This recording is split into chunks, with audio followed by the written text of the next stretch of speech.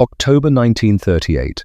Neville Chamberlain has just returned from Munich, waving his piece of paper, promising peace in our time. The world stands on the brink of the greatest conflict it will ever know. And in Dagenham, Essex, Ford's British plant rolls out a modest little saloon that would become woven into the very fabric of British life for the next 2 decades. The Ford Prefect wasn't revolutionary. It didn't break speed records or turn heads with exotic styling. Yet this unpretentious 4-door saloon would sell over 500,000 units and become something more valuable than any trophy.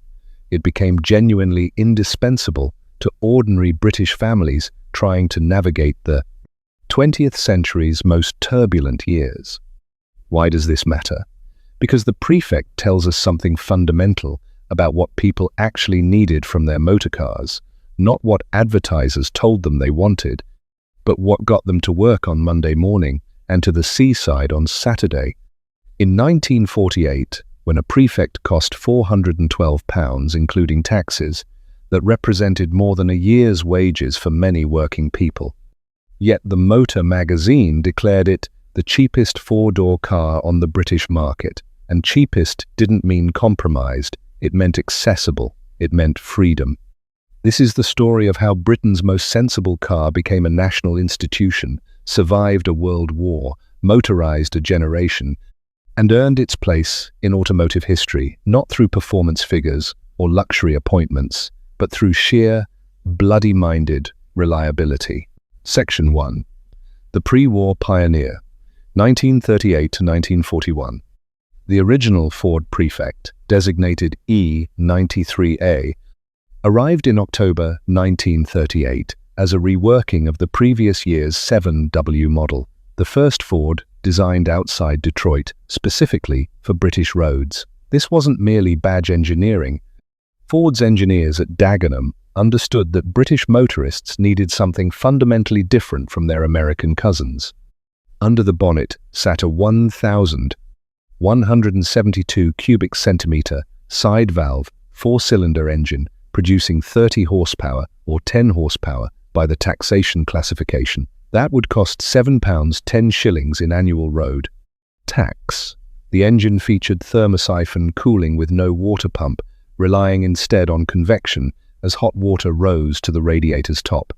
You could start it electrically from the 6-volt battery, or, when that failed on a cold morning, resort to the crank handle that came standard. The engineering was deliberately simple. No oil filter, you changed the oil religiously instead. Poured Babbitt main and rod bearings that could be adjusted when they wore. A 3-speed gearbox with synchro mesh only on 2nd and 3rd gears first required the double clutch technique that separated skilled drivers from novices. The closed torque tube driveshaft connected to a modest differential with a final drive ratio of approximately 5.5 to 1, yielding a top speed near 60 miles per hour. When the Light Car magazine tested a Tourer in March 1939 at 66.8 miles per hour.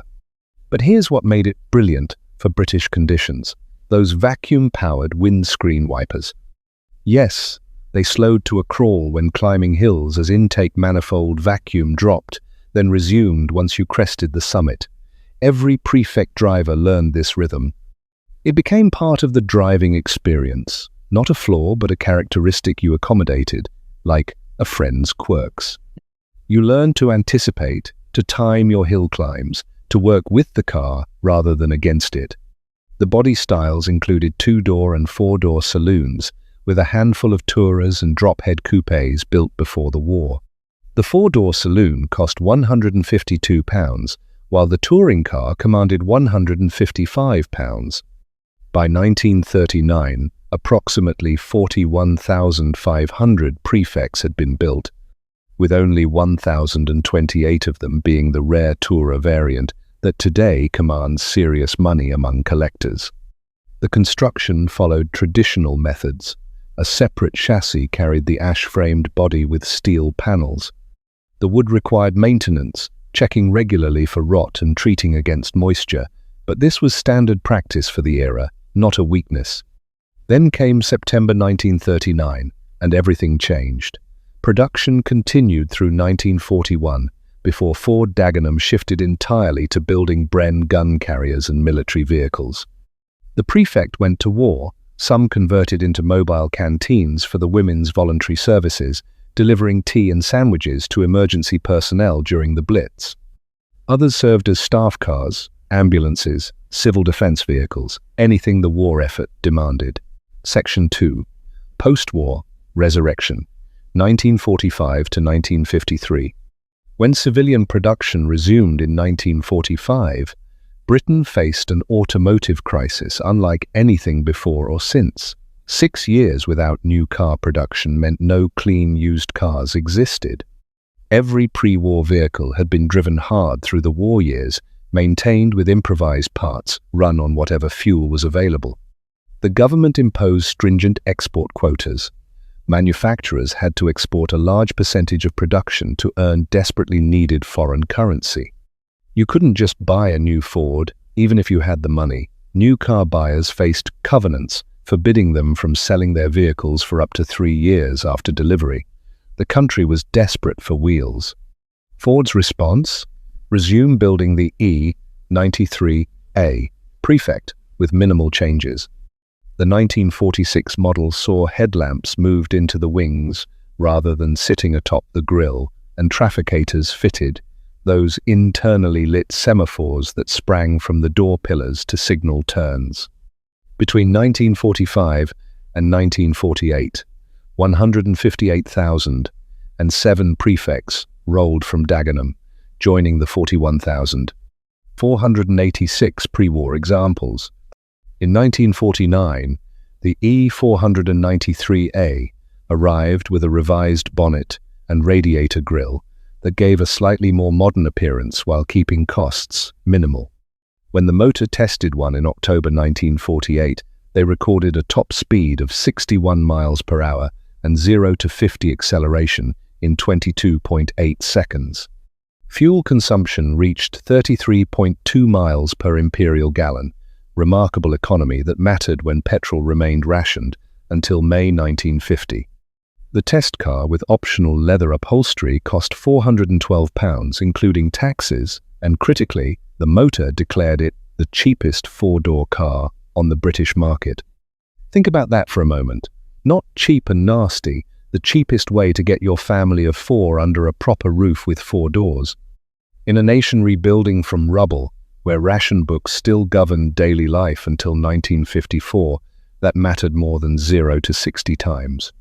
The Prefect represented mobility, opportunity, freedom to visit relatives, to take the children to the coast, to escape the confines of bombed-out cities. The engineering remained gloriously simple. That same 1,172 cubic centimeter side valve engine that had powered the first E93A, the same 3-speed gearbox, Girling mechanical brakes with 2 leading shoes at the front, beam front axle with transverse semi-elliptic springs front and rear, Armstrong lever shocks, no anti-roll bars. You could service it with basic tools in your garden shed, which thousands did, because professional mechanics cost money most families didn't have. By 1953, when production finally ceased, total E93A and E493A production exceeded 350,000 units. The design was approaching 2 decades old, still based on that 1937 7W, which itself drew from the Model Y of 1932. Yet it remained relevant because it did its job without complaint, day after day, year after year. Section 3. The Modern Era, 1953 to 1959. 1953 brought a revolution. The new 100E Prefect abandoned the sit-up-and-beg, perpendicular styling for a modern 3-box structure that looked genuinely contemporary. Out went the separate chassis, replaced by unitary construction that reduced weight and improved rigidity. The transverse leaf spring gave way to coil-independent front suspension with McPherson struts, advanced engineering for a budget car. Girling hydraulic brakes with 8-inch drums replaced the old mechanical system. The car looked contemporary, almost American in its slab-sided modernity, with compound curved glass and integrated wings. but Ford played it cleverly under the bonnet. While the body and chassis leaped forward, the engine remained that familiar 1,172 cubic centimeter side valve, four-cylinder, though now with a water pump replacing the old thermosiphon system and adjustable valve clearances. Power increased by 20% to 36 horsepower. Not exactly earth-shattering, but adequate for the lighter body and sufficient for British traffic conditions. The motor tested a Deluxe 100E in 1957, recording a top speed of 71 miles per hour and 0 to 60 in 32.2 seconds. Fuel consumption came in at 33.1 miles per imperial gallon, virtually identical to the old E493, despite better performance, testament to improved aerodynamics and reduced weight. The price had risen to £658, including £220 in taxes. 100,554 were built between 1953 and 1959. You could distinguish the Prefect from its Anglia sibling by the vertical bars on the radiator grille and those four doors. The Anglia remained a two-door until the revolutionary 105E arrived. Inside, you got separate front seats trimmed in PVC with leather optional, two circular instruments, one for the speedometer, another combining fuel and temperature gauges, and a floor-mounted gear change. Deluxe models added glove box locks, better trim materials, and two-tone paint schemes. The heater remained optional, which seems absurd now but was standard practice then.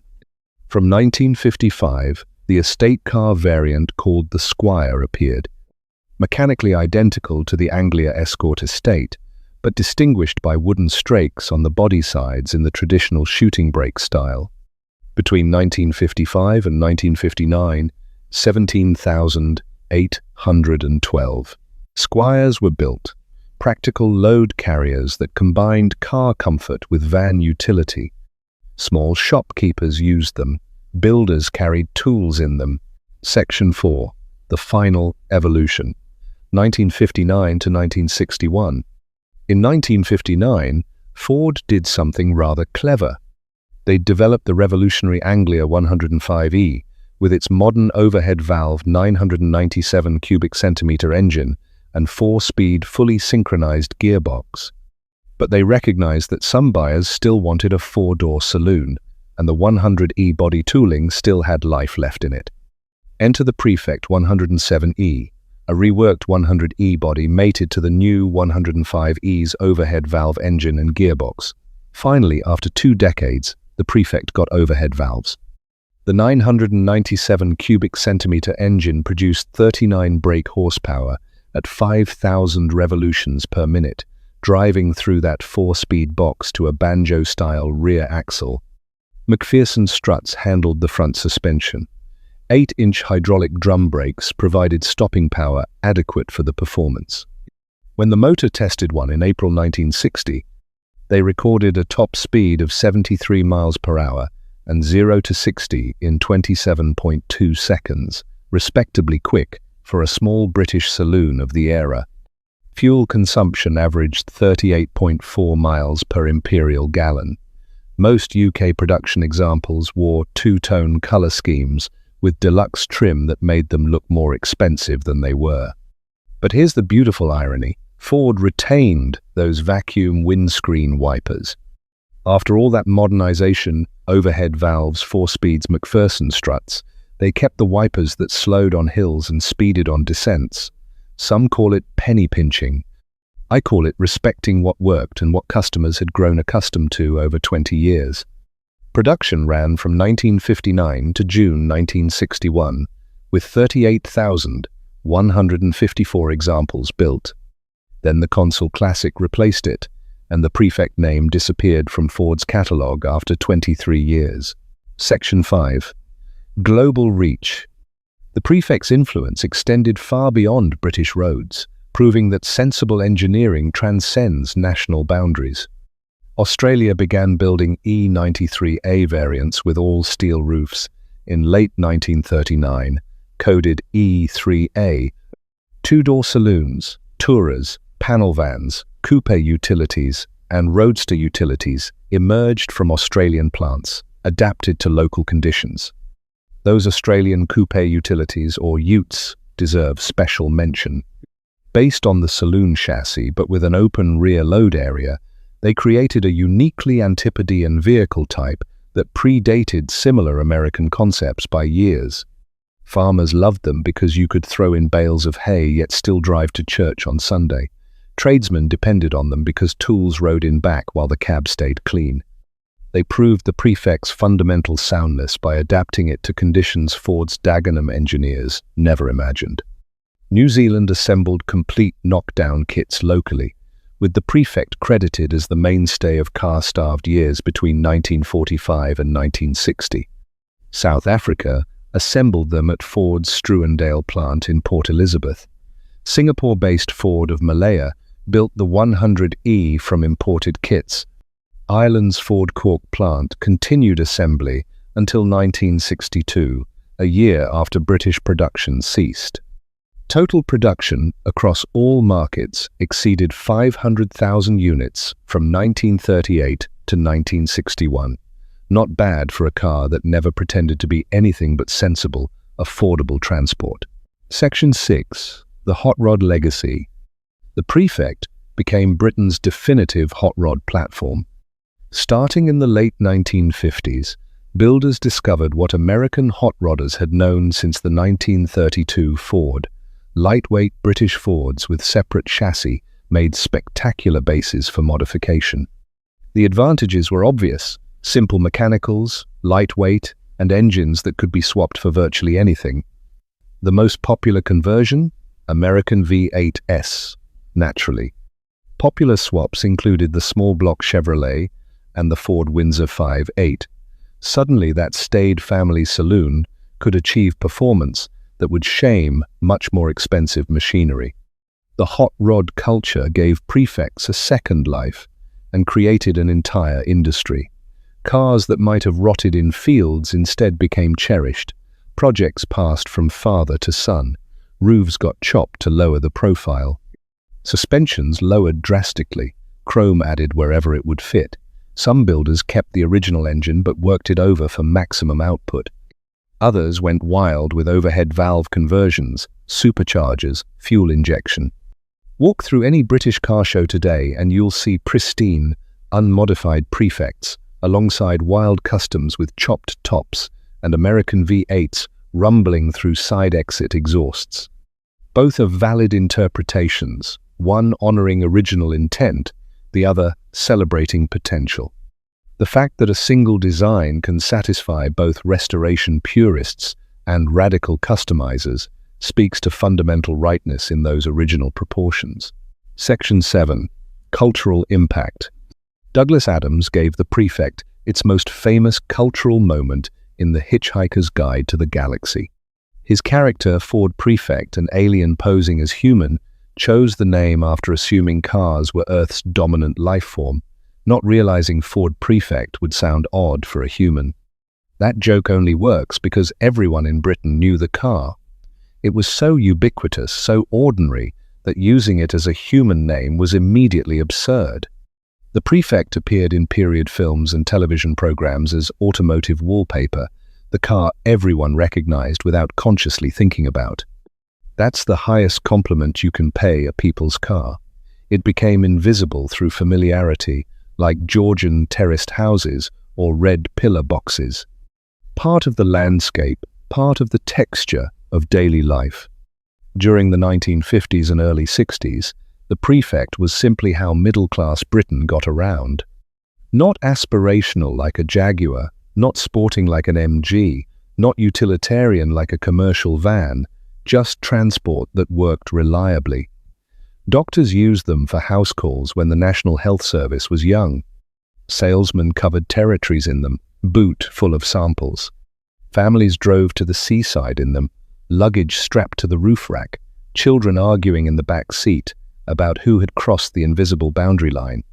Today, surviving Prefects represent different things to different people.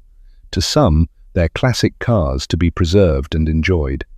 To others, they're connections to childhoods remembered, to parents or grandparents who drove them, to a Britain that existed before motorways transformed everything. To hot rodders, their platforms for creativity, blank canvases waiting for imagination and skill. So what made the Ford Prefect a national legend? Not performance, the figures speak for themselves, and they're resolutely modest even by period standards. Not luxury, the interiors were Spartan, even by the austerity standards of post-war Britain. Not innovation, most of its engineering dated from the early 1930s. The Prefect succeeded because it understood its purpose and executed that purpose with absolute reliability. It was cheap to buy when new cars were scarce. It was cheap to run when fuel was rationed. It was simple to maintain when professional mechanics charged rates working families couldn't afford. And it was utterly dependable when your livelihood depended on getting to work, when breaking down meant lost wages. In post-war Britain, when rationing continued into the 1950s and most families were still rebuilding from the war's devastation, those virtues mattered more than 0 to 60 times or luxurious trim or advanced engineering. The Prefect gave people what they actually needed rather than what advertisers told them they wanted. From 1938's E93A through 1961's 107E, the Prefect provided honest, straightforward motoring to hundreds of thousands of British families and export customers worldwide. It survived a world war, helped rebuild a nation, motorized a generation, and gave ordinary people the freedom of personal transport when they needed it most. Some ended their days as faithful family transport, others became hot rods, but all of them did what they were built to do without complaint. That's the real achievement here, not building the fastest car, or the most luxurious car, or the most technically advanced car, but building the right car for the moment, and then building it well enough that people trusted it with their livelihoods and their families for more than 2 decades. That's what made the Ford Prefect a legend. If you owned a Prefect, any generation, any variant, I'd love to hear your stories in the comments. What do you remember most? The vacuum wipers that slowed on hills? The simplicity that meant you could fix almost anything yourself? The knowledge that your car would start Monday morning, no matter what the weather? And if you enjoyed this look at Britain's most sensible classic, please subscribe to the channel and hit that notification bell. We've got more deep dives into the cars that actually mattered coming soon. Thank you for watching. And remember, sometimes the greatest cars aren't the ones that broke records. Sometimes they're simply the ones that never broke down, the ones that got you there and back, year after year, decade after decade. That was the Ford Prefect's gift to Britain.